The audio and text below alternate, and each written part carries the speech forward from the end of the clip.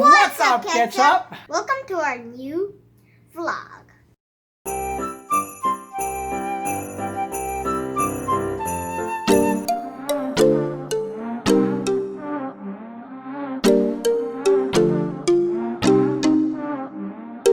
So today, we're gonna show you kung ano yung aftermath ng snowstorm at snow squall.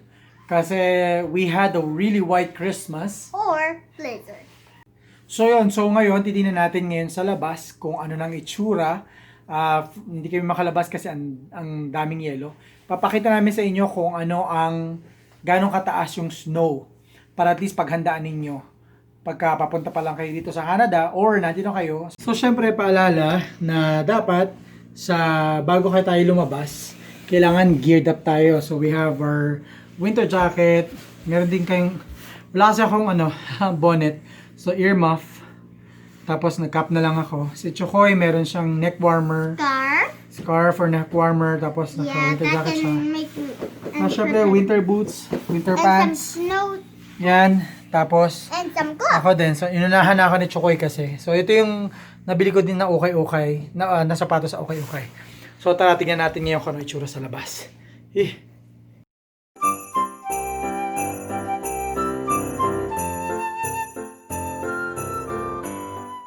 Nagdala ako ng measuring tape. So, tingnan natin ngayon kung gaano kataas. So, ayan. And go. Okay. So about 10 inches yung taas ng snow. Wow, that's Yan yung sa deck lang namin. So tingnan natin ngayon dito sa muntik ko madulas. Okay. So ayan, so eto siya. Tingnan natin ngayon dito kung gaano kataas. No? Yeah, about 10 lang talaga siya. Yon.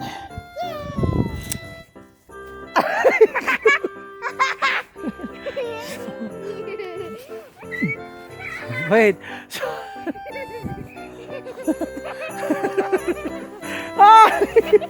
No. Hey. So ayan, so magsho-shovel na ako ngayon. Kailangan ko siyang tanggalin dito sa amin. Tapos nakita yung kotse. Grabe. Ito isa sa mga nakakapagod. Minsan sa una lang masarap yung yelo. Pag nagtagal ka na, feeling mo hindi mo na gusto. So yan siya. So yan. So ayun si Chokoy, tuwan-tuwa naman siya maglaro. Mamaya maglalaro kami, magtotobogganing kami. Yon, samahan nyo kami doon. Okay? snowball fight. Yon, tama. So ngayon, for now, mag-shovel muna si Kuya Tope. At magtrabaho muna tayo.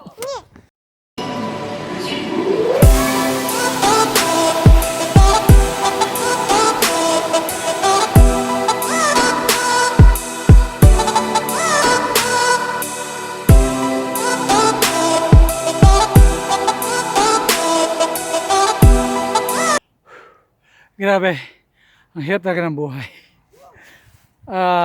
Yan, so nandito na ako sa driveway.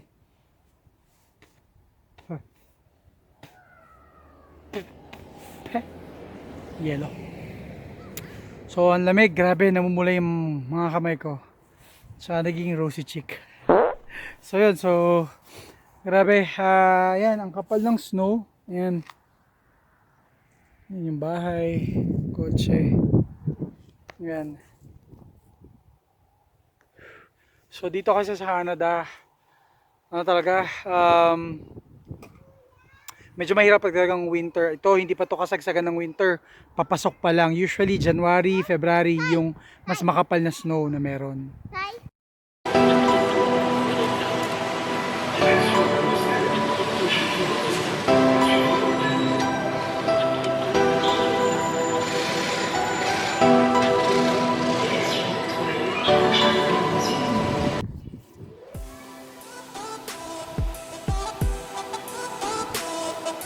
Tulak mo dito, papunta dito.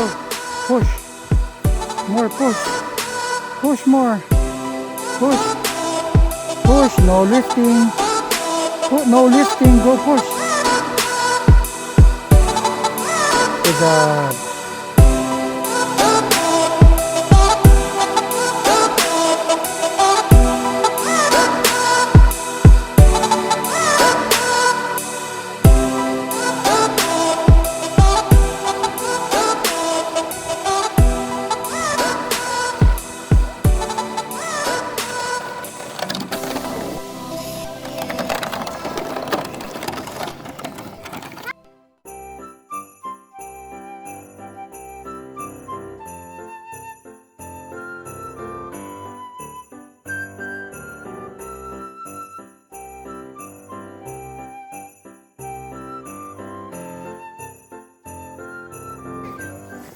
Okay?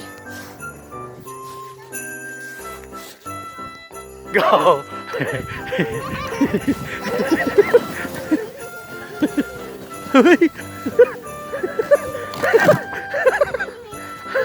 Oh, get up na, get up.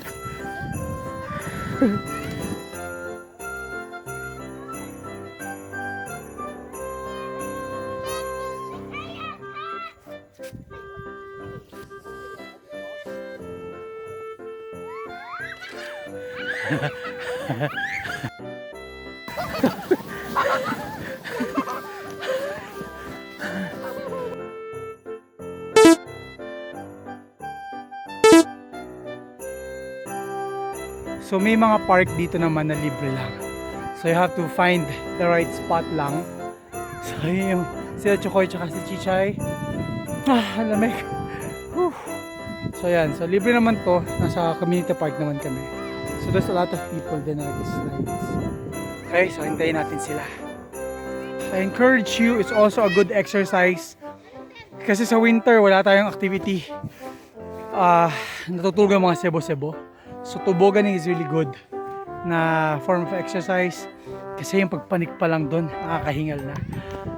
Papanik-panik ka lang.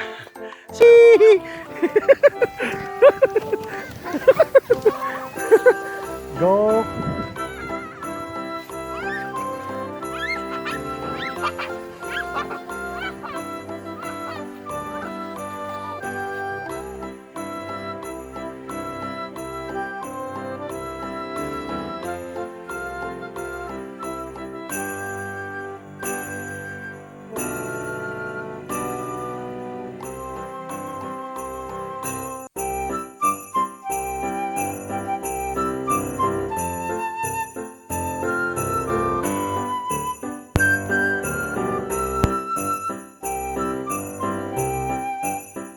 Grabe guys, ang saya na nakakapagod. So ayun, si Nanay Marikit kasama ko kanina nagtoboggan. So yung mga bata, si Chokoy at si Chichay, ayan pa din. Nag-aaya na si Nanay Marikit kasi nilalamig na siya. Chokoy, is it fun? Yeah. si Chichay. Si Chichay.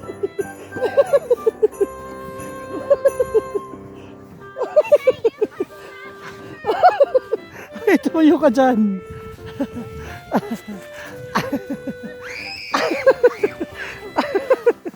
Tumayo ka.